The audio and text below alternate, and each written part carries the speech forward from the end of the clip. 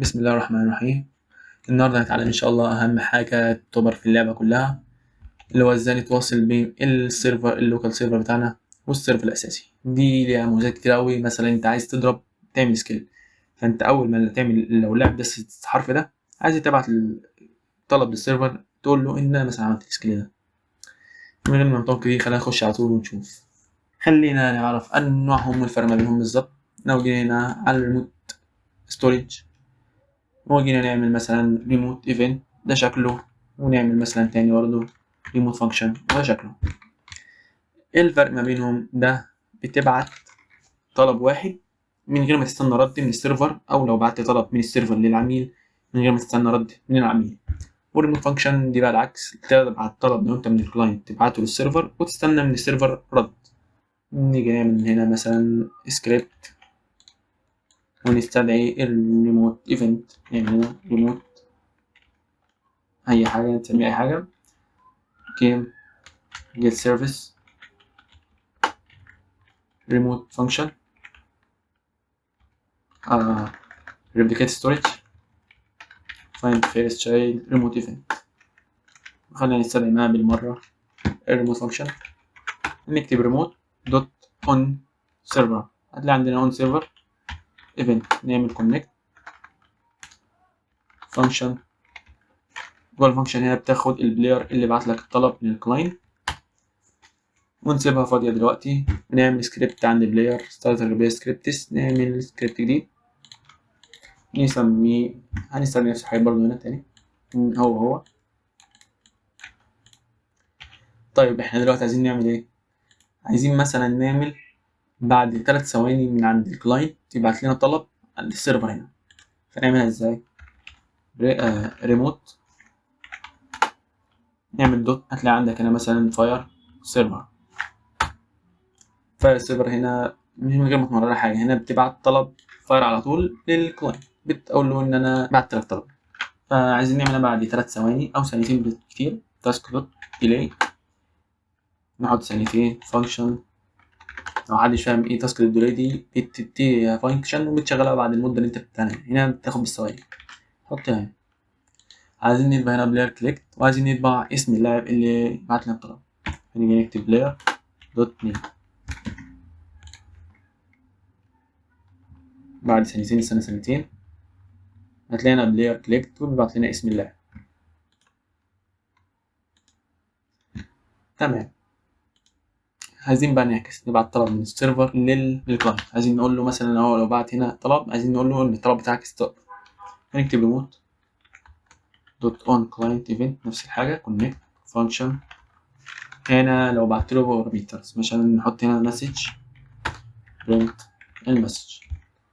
هنا اول ما نعمل له فاير للكلاينت نيجي هنا يقول لنا اللاعب كذا بعت لنا طلب، ونرد عليه بنفس الطلب ريموت فاير كلاينت. هنا بتقول فاير كلاينت دي بعت لنا اللاعب محدد. هنا اللاعب محدد نحطه ايه بلاير، وعندنا نكتب هنا المسج مثلا نقول له تم استقبال طلبك. دي هتتبعت هنا وهتبقى دي عبارة عن مسج واحنا بنطبعها. وعندنا غير الفاير كلاينت واحد ممكن تعمل ريموت اول كلاينت فاير اول كلاينت، وتكتب لنا مثلا نفس الرسالة. سيبنا نخليها دلوقتي نجرب دي الأول. نستنى ثانيتين بيقول لك اللاعب ده تس كذا، وبعد ما اللاعب بعت لنا طلب للسيرفر، السيرفر بعت له رد تم استقبال طلبك. ايه بقى الريموت فاير اول كلاينت؟ هنا انت بتحدد لاعب واحد بس تبعت له رسالة، بس هنا ممكن يبعت لكل اللاعبين. هو ده الفرق بس. طيب كده تقريبا خلصناها كلها، خلينا نخش بقى على اللي بعده. نعمل نفس الحاجة، عايزين ريموت ايفنت فانكشن بقى دلوقتي، ونعمل دي برضه كده. خلينا بقى نستكشفها. ندوس برضه دوت، نكتب فاير. هنا بقى مش هنبقى اسمها فاير، نكتب انفوك سيرفر، بيتسمع على السيرفر. هنا برضه نفس الحاجة مش لازم تعملها، فهناخد دي كوبي كده نخلي دي بس ريموت فانكشن انفوك سيرفر. لو جينا شفناها هتبقى ريموت فانكشن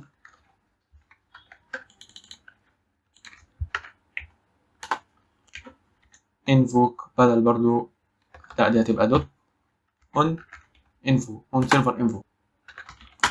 هنا بتمررها على طول فانكشن، يعني دي في الاول كنا بنعمل كده دوت كونكت، لا دي بتساوي على طول فانكشن. ونفس الحاجه هنا بقى بتقول لي برنت بلاير كليكت، نفس الحاجه برضه بلاير دوت نيم، بس هنا بقى بدل ما بتبعت له رد من المود دوت فاير كلاينت، لا هنا بتبعت له رد ريتيرن، فالفانكشن ريتيرن دي هترجعها لك على طول فين دي. بس هنعمل هنا مثلا مسج تساوي ان الرد هيرجع لنا على الفاريبل ده، ونعمل برنت للمسج. هنا كانك بتعمل بالظبط فانكشن وبتبعت لك ريتيرن. هنا بنبعت له الطلب وبعد الطلب بيبعت لنا ريتيرن، فالريتيرن دي هتخزن عندنا في المسج. هنا نشوف ثانيتين بعت، والبعد ما بعت تم استقبال الطلب. طب لو عايزين نبعت طلب للاعب على طول من غير ما نستنى منه حاجه من السيرفر، يعني برضو تاسك دوت ديلي ثانيتين فانكشن. هنا مش عايزين حاجه، ريموت فانكشن انفو كلاينت، نعمل لوكال بلايرز تساوي بلايرز دوت اون، نعمل فانكشن اول ما اي لاعب يخش عندنا بلاير ادي فانكشن بلاير. اول ما اللاعب عندنا يخش فعايزين نبعت له ترحيب عنده كده على طول، بنرحب بباشا البلد.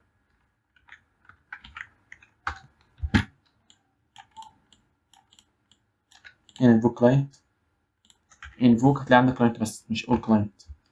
هنا بياخد منك اللاعب اللي انت عايز تبعت له الانفوك ده يبقى البلاير، وزي ما اتعودنا الرد بتاع البلاير هيتخزن عندنا مثلا هنا في المسج بيساوي، ونطبع المسج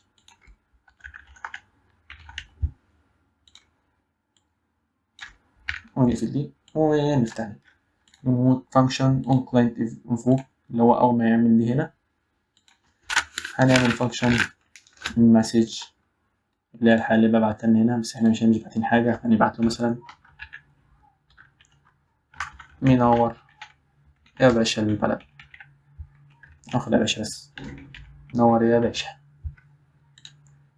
هنا المدام منور يا باشا، وهنبعت له مثلا رد حبيبي يا غالي. فنيجي نشوف أول ما دخلنا الماب يبعت لنا على طول هنا منور يا باشا حبيبي يا غالي. وبكده نكون خلصنا على طول.